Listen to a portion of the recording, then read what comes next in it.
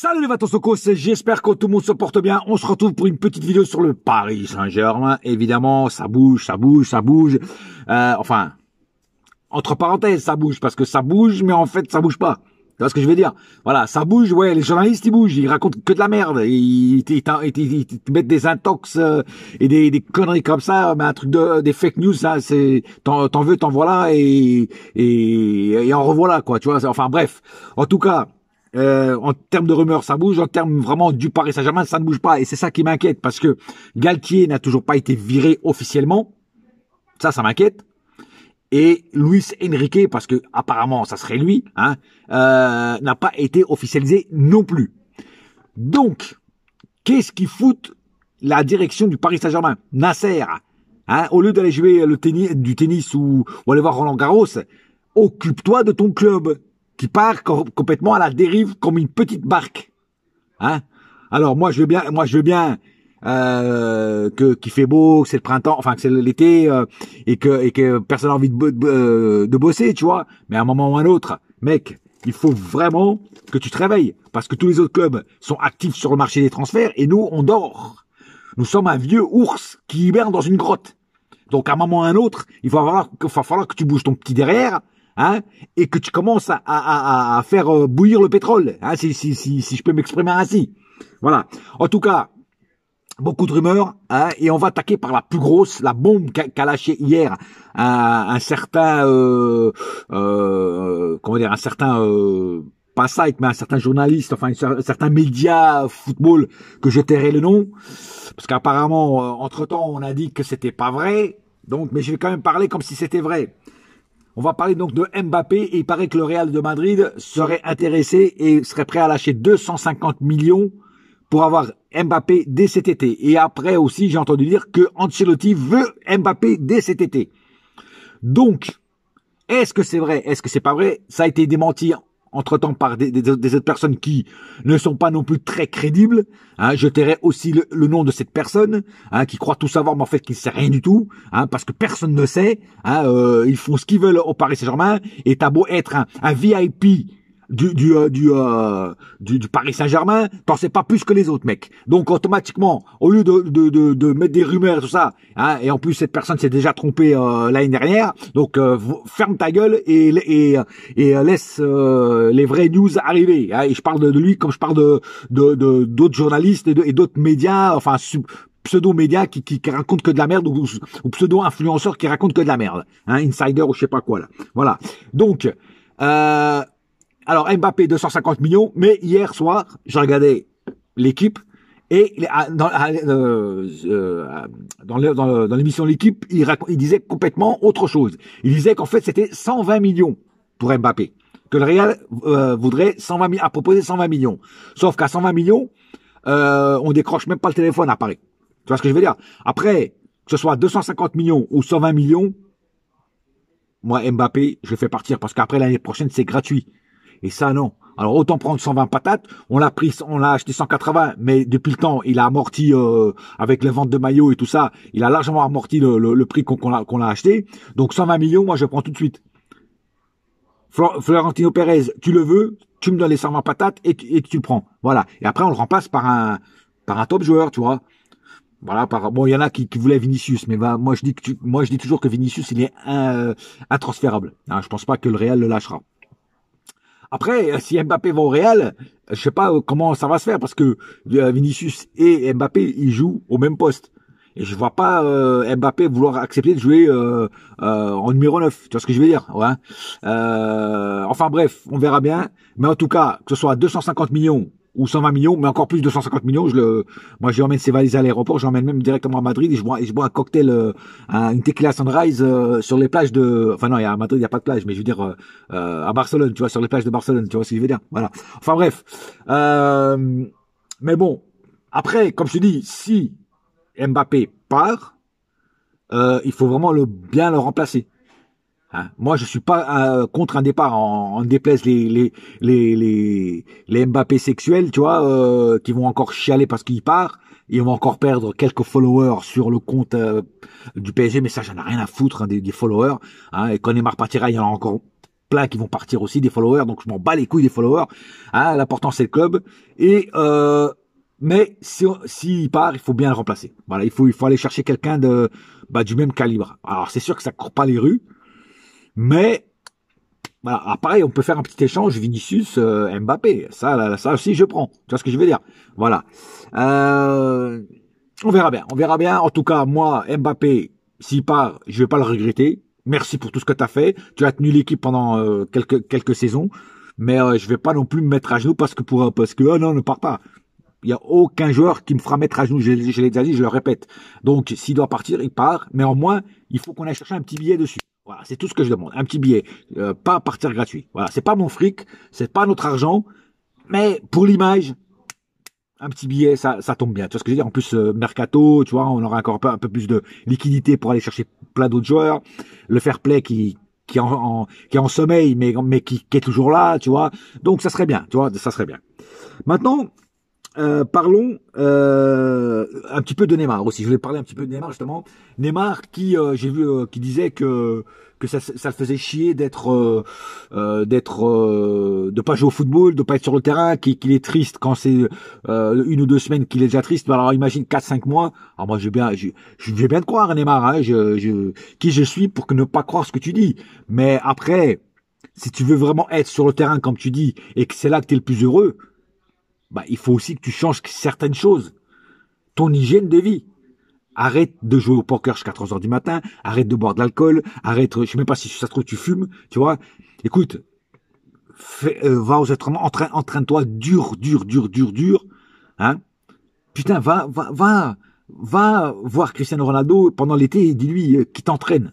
Et je peux dire que là, tu vas souffrir. Tu vas aller cracher tes verres de vin, là. Je te le dis, moi. Tu vois. Donc, entraîne-toi sérieusement. Fais une hygiène de vie, couche-toi tôt, mange équilibré, tout ça, et tu verras que tu seras beaucoup plus performant et que tu te baisseras sûrement moins. Et n'oublie pas une chose aussi, c'est que tu as 30 ans, ou un peu plus de 30 ans, je sais pas exactement quel âge tu as, mais tu as minimum 30 ans déjà, je crois. Tu vois, ton organisme commence déjà un petit peu à vieillir, tu vois, et en plus, si t'as pas l'hygiène de vie qui va avec, ton organisme va en prendre encore plus un coup. Tu vois ce que je veux dire? À la moindre petite incartade, tu vas te reblesser. Alors, si tu es vraiment heureux sur le terrain, sur le tapis vert, il faut vraiment que tu changes d'état d'esprit et surtout de vie. Voilà. C'est ça que je te donne comme conseil, même si je sais que tu regarderas pas cette vidéo, mais par la pensée, j'espère que ça t'arrivera aux oreilles ou que quelqu'un te dira, quelqu'un de proche de toi te le dira, et peut-être que tu arriveras à faire quelque chose de bon dans la prochaine saison si jamais tu restes. Maintenant, parlons normalement du mec qui doit normalement être le futur coach du Paris Saint-Germain, même si j'ai encore un doute, parce que Galtier, comme j'ai dit, est toujours pas viré officiellement, et apparemment ça serait Luis Enrique. Alors moi, je vous ai déjà dit sur d'autres vidéos que Luis Enrique, moi je suis pas trop fan du profil de ce coach-là. Après, s'il vient, il a quand même des qualités, et ça je dois le dire, les qualités qu'il a. C'est quelqu'un dans le vestiaire qui impose ses idées, ou bien ou mal, il les impose. Il a déjà mis Messi, quand il était à Barcelone, il a déjà mis Messi sur le banc, il a mis Neymar sur le banc. Et il y a aussi des petites rumeurs comme quoi, soi-disant qu'il a dit que si Neymar reste, il va falloir qu'il change son hygiène de vie. Et là, je peux être que d'accord avec le bonhomme. Voilà. Donc c'est quelqu'un qui impose ses idées dans le vestiaire. Dans le vestiaire, c'est lui le seul boss. C'est quelqu'un qui gueule, qui a pas peur de gueuler, que ce soit star ou pas star, il va te les défoncer. Tu vois? C'est quelqu'un qui a un caractère fort. Et il faut un coach qui ait le caractère fort. Alors je dis pas que les autres qui sont venus avant n'avaient pas un caractère fort. Mais ils se sont laissés bouffer petit à petit par les stars. Et la différence entre justement Luis Enrique et Galtier, et même tous ceux-là qui sont passés avant, Emery, Tuchel, tout ça, c'est que par exemple Tuchel à un moment, quand il a dit aux journalistes, allez dans le vestiaire, allez-vous gueuler là-bas. Là, quand il a dit ça, c'est qu'il avait déjà perdu le contrôle du vestiaire. Il avait plus la loi, il faisait plus la loi dans le Far West du PSG. Tu vois ce que je veux dire? Tu vois?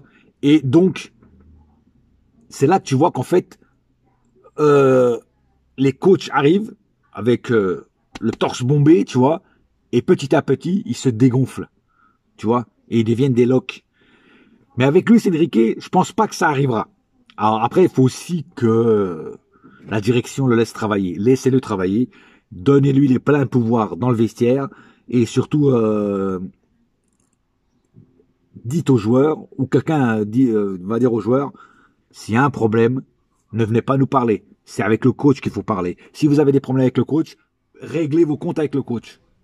Mais venez pas vous plaindre comme des petits enfants gâtés à Nasser ou à l'émir ou je sais pas quoi. Tu vois ce que je veux dire? Ou à Campos ou je sais pas qui.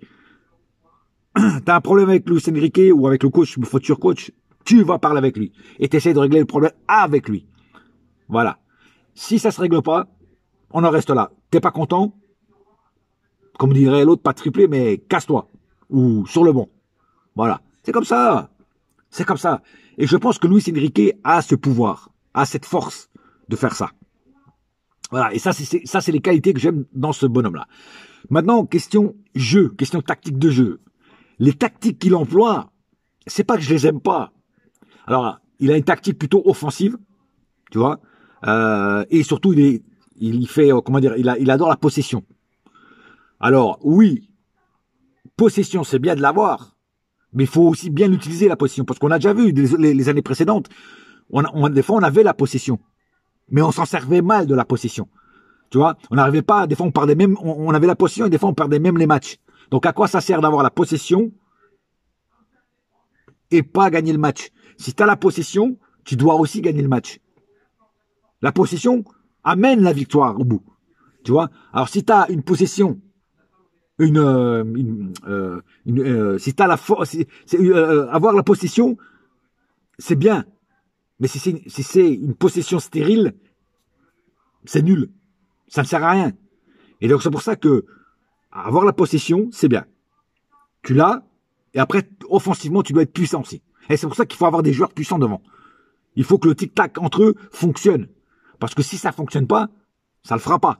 Tu peux avoir la possession tout le long du match. Si ça fonctionne pas avec les attaquants, ça ne servira à rien. Voilà. Et donc, cette qualité qu'a Luis Enrique, il est offensif, il joue offensif à l'attaque et il veut toujours que le PSG ait le ballon le plus longtemps possible. Ça, c'est bien. Après, est-ce que les joueurs vont le suivre et vont aussi réussir ça tout le long de l'année? Ça, c'est une autre question. Et ça, il y a un gros point d'interrogation. Après, ça dépendra des joueurs que tu as. Parce que les joueurs que tu as là, que tu as eu l'année dernière, c'est des joueurs qui sont complètement démotivés, qui n'en ont plus rien à foutre. Ils ont perdu la foi, on va dire ça comme ça, tu vois ce que je veux dire? Donc, pour que ces joueurs retrouvent la foi, ou emmener des joueurs qui ont la foi et qui la gardent, il faut les motiver. Il faut avoir un coach qui les lâche pas, qui les taille tout le temps, à tous les matchs. S'il faut leur gueuler dessus, tu leur gueules dessus. S'ils sont pas contents, eh ben, tu te casses. Mais tu dois écouter le coach et tu dois faire ce que le coach te dit. Et donc après, s'ils font ça, bah, on marchera sur la Ligue 1 et puis on fera le meilleur du meilleur en Ligue des Champions. Peut-être qu'on la gagnera pas, mais on ira peut-être en demi, en finale, pourquoi pas. Tu vois ce que je veux dire? Mais au moins, on verra quelque chose. On verra du jeu, on verra des choses bonnes, des choses puissantes sur le terrain. Parce que avec Galtier, excusez-moi, mais on voyait rien, quoi. C'était stérile. C'était complètement stérile. C'est l'année où on a perdu le plus de matchs. C'est l'année où on en a chié le plus encore qu'avec Pochettino, Tuchel, Emery, tout ça. Tu vois ce que je veux dire? Donc si on devrait aller en grimpant. Et là, on est plutôt dans la pente descendante. C'est de pire en pire. D'année en année, c'est de pire en pire. Donc j'espère que si c'est Luis Enrique qui vient, bah tout simplement qu'il va nous faire remonter la pente comme un vrai tyrolien. Tu vois ce que je veux dire? Voilà. Et c'est ça pour moi la qualité de ce coach-là. Alors après, les défauts du coach, bah déjà il aime pas les journalistes. Alors est-ce un défaut ou pas? Pour moi, c'est peut-être même une qualité. Voilà. Après, il a quelque chose que moi j'aime pas, c'est que en fait, il veut tout contrôler. Et pouvoir tout contrôler, c'est très compliqué. Très, très compliqué. N'importe quel coach, même Guardiola, il n'arrive pas à tout contrôler. C'est ce que je veux dire. Voilà. Les joueurs, les staffs, machin, tout, enfin tout, tu vois, les blessures, machin et tout, voilà. Et c'est ça que, c'est ce petit défaut-là. Après, si c'est que ça le défaut, c'est pas trop grave, tu vois. S'il y arrive, tant mieux pour lui. Alors, j'ai entendu dire, voilà, il y en a peut-être qui exagèrent, qu'il a comment dire, qu'il a le le même feeling que, que Guardiola. Moi, je vais bien le croire. Moi, je vais bien le croire. Mais il est quand même encore loin du talent de Guardiola. Voilà, ce n'est que mon avis. Voilà. Voilà, sur ce, j'ai pas plus à dire sur cette vidéo. J'espère qu'elle vous a plu. En attendant, un seul cœur, un seul club, c'est Paris ma gueule. Yes, my friend, et la saga continue. Et dès qu'il y a des news, on se revoit. Allez, bouya!